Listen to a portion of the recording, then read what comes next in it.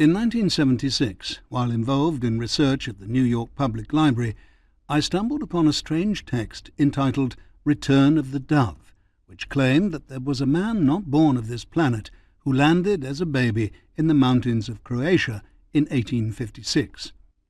Raised by Earth parents, an avatar had arrived for the sole purpose of inaugurating the new age. By providing humans with a veritable cornucopia of inventions, he had created, in essence, the technological backbone of the modern era. His name was Nikola Tesla, and his inventions included the induction motor, the electrical power distribution system, fluorescent and neon lights, wireless communication, remote control, and robotics. Tesla?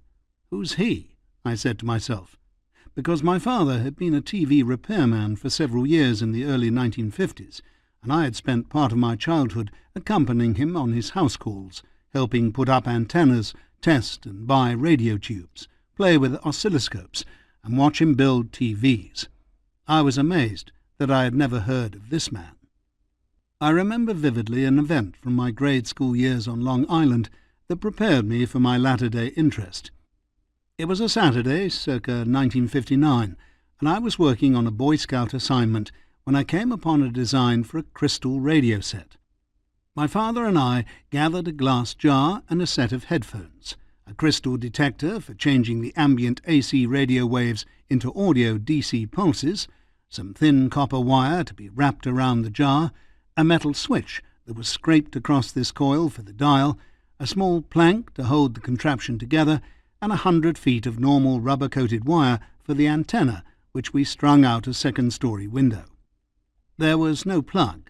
All energy was derived from the broadcast signals from the nearby radio stations. However, after hooking it all together, the reception was faint. I became discouraged. My father paced the room considering the problem, muttering, "Something's wrong."